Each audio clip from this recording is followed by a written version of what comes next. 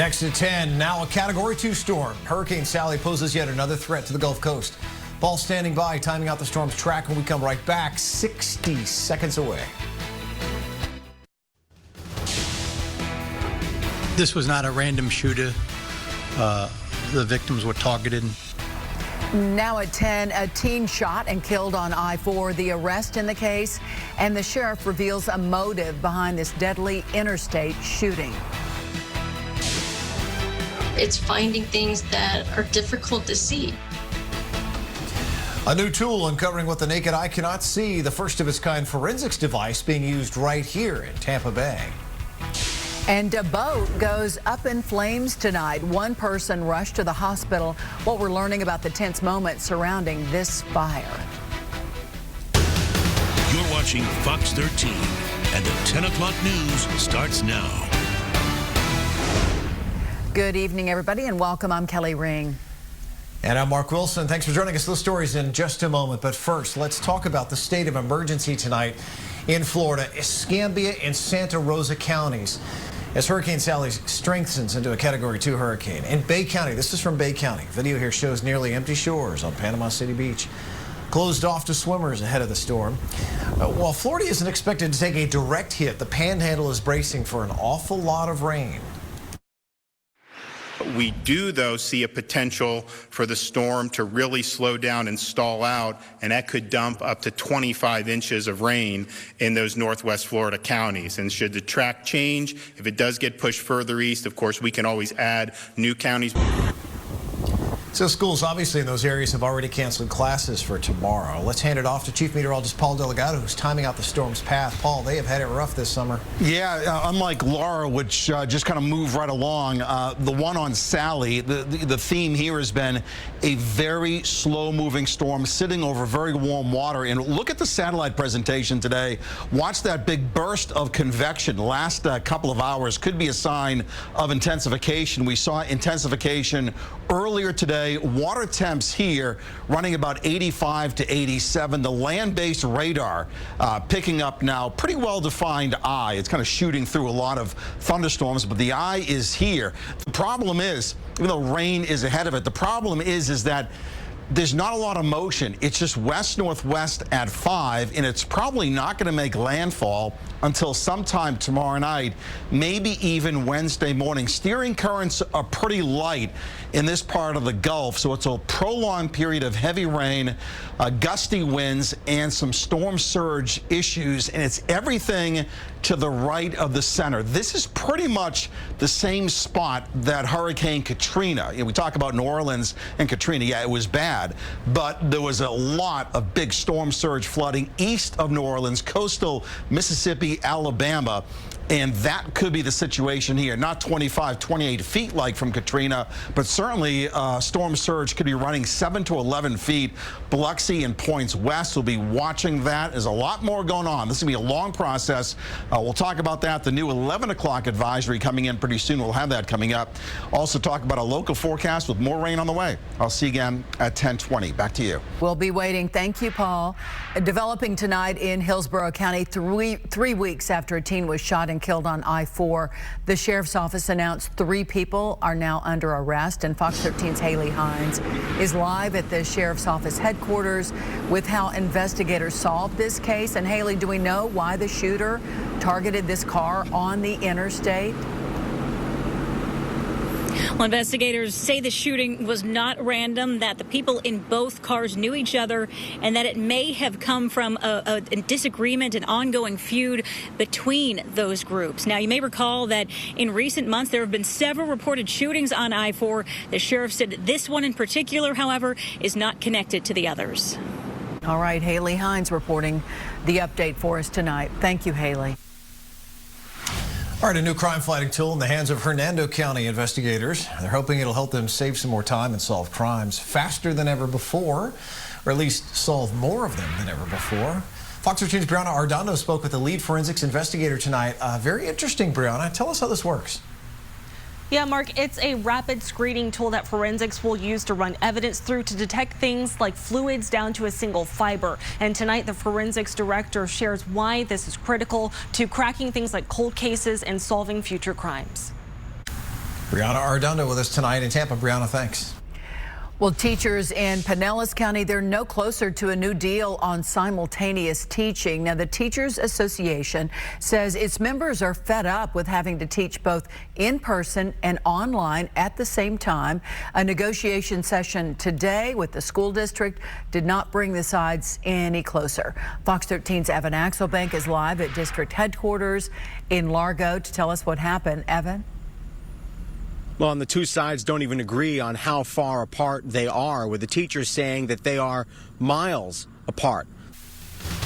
Still ahead here tonight at 10, devastating fires, dozens dead and hundreds of homes burned. The western wildfires now at the center of a renewed debate over climate change. It'll start getting cooler. You just watch. I wish science agreed with you. Hey, well, I don't think science knows, actually. Well, the president's visit to California as he offers federal help and honors heroes on the front lines. Coming up right here at 10:30. But first, it's one of multiple systems churning out there in the Atlantic and the Gulf tonight. Paul's tracking everything for us. How coastal cities are bracing for the impact of Hurricane Sally when we come right back.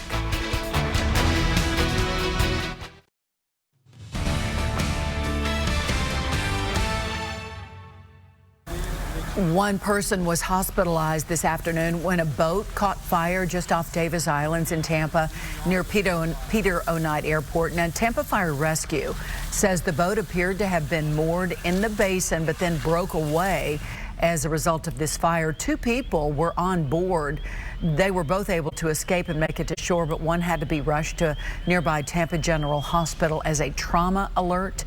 Crews managed to put the fire out eventually, but as you can see, it looks like the boat, of course, it's a total loss. Tonight, Hurricane Sally is headed for the Gulf Coast, as we talked about at the top of the newscast, and as Louisiana is still picking up the pieces from Hurricane Laura, and that was just a few weeks ago. What a rough stretch they've had. It's a very slow-moving storm right now, aimed at the state line right between Louisiana and also Mississippi. Fox's Aisha Hasni reports tonight from Gulfport on the storm's biggest risks. And now, Fox 13 Chief Meteorologist Paul Delagado with your Sky Tower radar forecast. Hurricane Hunter planes, the scientists on those planes taking a look at the storm this morning and found, well, an angry Gulf and an intensifying storm. WP3D Orion from James Carpenter. Falling pressure all day indicates an intensifying hurricane. We had a couple of bands of showers go by late today, kind of connect to the hurricane in the sense that winds have been mostly from the south and southeast, kind of transporting in lots of tropical moisture. It's been a wet month, running an inch above the average and slowly catching up for the year, running about an inch and a half below average. Still have a persistent squall, kind of a feeder band just to the west of us, and if the hurricane was, say, 100 miles to the east, this weather would be sitting right over Tampa Bay, but it's just far enough away to keep this persistent area of heavy rain, which when you look at Doppler estimates has been 10-20 inches of rain today in this spot. Of course, it's falling on the fish, not over land, but you know, that's the difference it makes. 50-100 miles makes a huge difference. There's some rain bumping on shore tonight. We could see a couple of coastal showers, but not a real big deal. Tomorrow, and for that matter Wednesday, we'll stay on the east side of the hurricane. Won't get into this, but all it will take is some daytime heating. So a lot of water in the atmosphere. It doesn't take much to produce some tropical showers during the day, but it still looks kind of soupy with more tropical showers and thunder showers likely next several days, but direct impacts here locally, not. Northern Gulf Coast, yes. Isolated shower near the coast tonight, down to 78. Probably just mostly cloudy tomorrow. A little heating means some tropical showers developing during the afternoon. Highs up to 88. Wednesday, about the same thing. Scattered showers developing, highs in the upper 80s. Beyond that, the forecast is kind of tricky because we could kind of sit in the tail of Sally for a time this weekend. Some models say yes, some models say no. We'll watch it. About 60% rain chances through Friday with high temperatures, upper 80s. Don't forget the new 11 o'clock advisory coming up just before 11 o'clock. Back to you. We will be waiting for that for sure. Thank you, Paul. Well, coming up, forced to stop in the middle of the final stage of its vaccine trials. The green light now for AstraZeneca has just got to resume its work and what we're learning about the case that initially brought it to a halt. Update Tuesday starts at 4 a.m. with all your overnight news, weather, and traffic. And see how an important local charity is gearing up for a very busy season. I'm Charlie Belcher. I'll be with Metropolitan Ministries as they kick off their Spread Hope campaign for the fall tomorrow on Good Day Tampa Bay.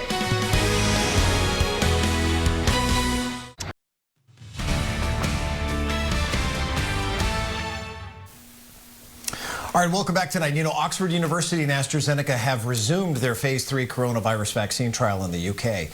Just a few days after it was suspended, testing was paused there after a patient reportedly developed a rare spinal inflammatory disorder. It's not clear if it was caused by the vaccine, but researchers have since been given the go-ahead to resume. 18,000 people have been given the vaccine already in their trials. Well, New York, the former epicenter of the U.S. outbreak, has now reported an infection rate of less than 1% for 38 straight days, which that good news they have now. City officials are now gearing up to reopen their schools next week and return to indoor dining at the end of the month. But they announced today it's too soon for big gatherings. And that means the ever-popular Macy's Thanksgiving Day Parade will be modified. They're reinventing the event for this moment in history, and you will be able to feel the spirit and the joy of that day on television, online. Not a live parade, but something that will really give us that warmth and that great feeling we have on Thanksgiving Day. Some more details surrounding Macy's virtual Thanksgiving Day Parade are expected to be released at a later time. They're still figuring it out. All right, still ahead tonight, ambushed while sitting in their patrol cars. The reward out for this gunman tonight as the deputies fight for their lives. Coming up next.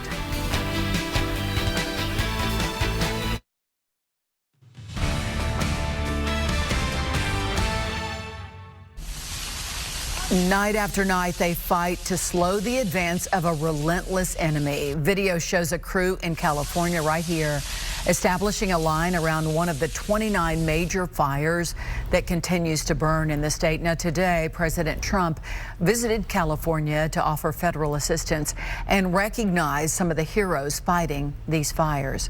Chris Cato has been following the wildfire situation for us and joins us now. Chris, any relief for the crews there in California? Well, Kelly, unfortunately, after they had calmer conditions over the weekend that helped them get a handle on some of those large fires, but now red flag warnings have returned to the northeastern portion of the state. Gusty winds, low humidity that will really feed the flames and prolong the situation. Yep, in Delaware today, Democratic presidential nominee Joe Biden put some of the blame for the wildfires on President Trump, criticizing him for being a climate change denier. Listen. Donald Trump's climate denial may not have caused these fires and record floods and record hurricanes, but if he gets a second term, these hellish events will continue to become more common, more devastating, and more deadly. The former vice president will head to Florida tomorrow with his first stop right here in Tampa. He's going to join a roundtable discussion with a group of veterans at 1:30. And the specific location has not yet been released, but after that, he will then head to Kissimmee. Developing tonight in California, an all-out search is on for a shooter who ambushed two L.A. County Sheriff's deputies. This was over the weekend. $100,000 is being offered as a reward in this case. This surveillance video you're watching shows a gunman walking up to their patrol car and shooting into the passenger side. The patrol car was parked outside of a store in Compton. The deputies remain hospitalized tonight. We're told they are both expected to survive. And weeks after the police shooting of Jacob Blake in Kenosha, Wisconsin, the city's mayor is announcing some changes there, beginning with some listening sessions. Flanked by local religious leaders today, the mayor of Kenosha announced 4 two-hour sessions beginning this weekend. The hope is to get public input on issues facing the city like systematic racism in police, community relations, employment, and also education. There are also changes coming to the city's budget, though, aimed squarely at the police department. There will be more funding for officers and patrols for community policing possibilities, or in community policing neighborhoods. There will also be body cams moved up. Body cams were budgeted for 2022. They are going to now occur in 2021. He also said more money will be allocated for police training. The type of training will be determined after the listening sessions and after they take a look at the policies and procedures of the police departments. Well, still ahead tonight, a possible sign of life. What scientists have discovered on another planet in our solar system. If it's hurricane season, severe weather season, or thunderstorm season, that means it's Sky Tower season.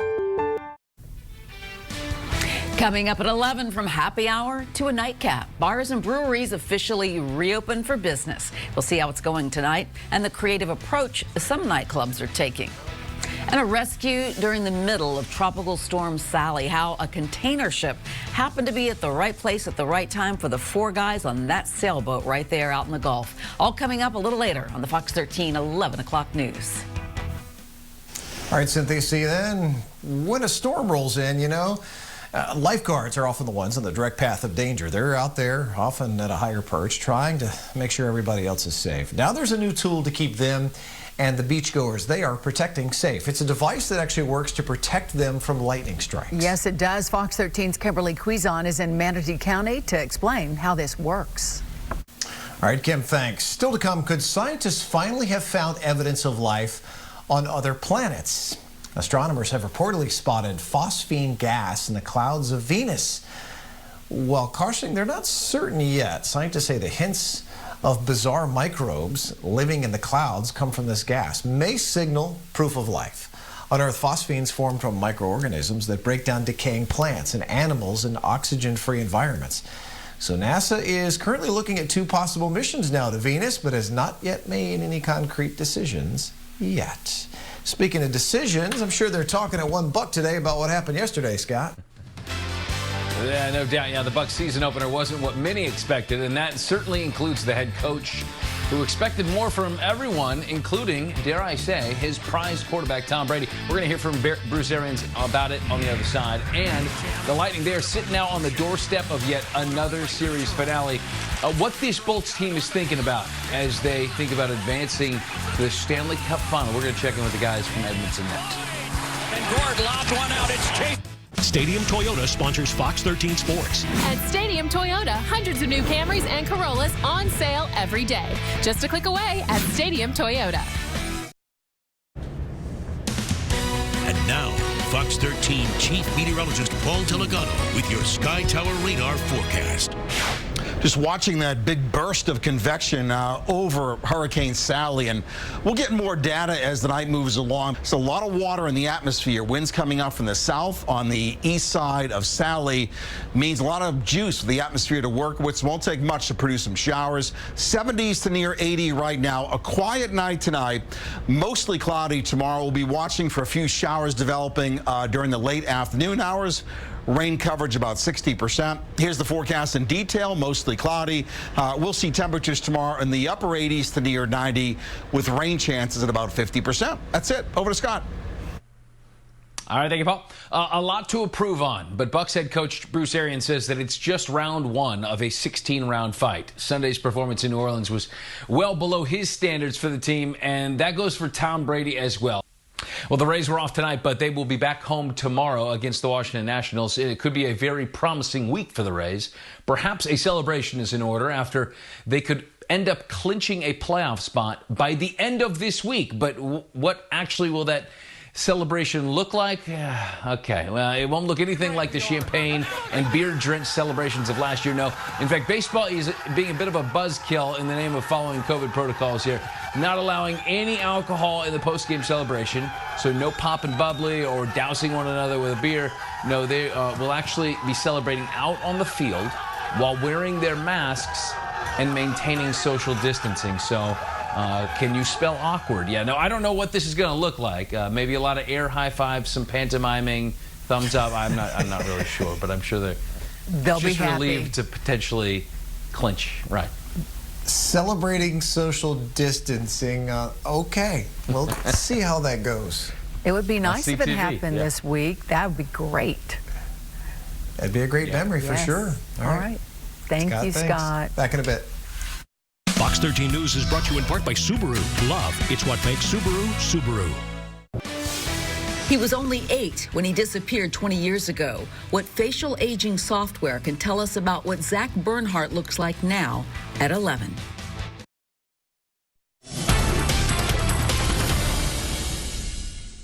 Stocks rocking to start off the week. The Dow surging over 300 points Monday. New COVID-19 vaccine hopes. The major averages trying to rebound from 2 weeks of steep selling. Meantime, drivers are starting out the week paying less at the pump. The national average for regular unleaded gas falling a bit over the weekend, so a gallon now stands at $2.19. And taking a pay cut to cut out the commute. According to a new survey from healthinsurance.com, 4 out of 10 American workers would accept a lower salary in order to work from home full time. This coming as a majority of employees are still doing most of their work from home during the pandemic. And forget about that caffeine jolt. PepsiCo is looking to make you sleepy the next time you sip. The beverage and snack maker will begin selling a relaxation drink called Driftwell. It's an enhanced water drink designed to be consumed right before bedtime. The drink will be available in December, and that's business. I'm Connell McShane. Connell, thanks. A holiday treat is going on hiatus now after production was forced to stop because of COVID-19. Peeps stopped everything in the spring and then started limiting production back in mid-May, putting protocols in place to protect employees. But now they say Halloween, Christmas, and Valentine's Day will have to be peep-free. Instead, the company will focus on making Peeps for next Easter to meet demand. Oh. All right, still ahead tonight, an award for a hero, not just during the pandemic, but every day of the year. This special honor for this local elementary school teacher coming up next in our Good Stuff.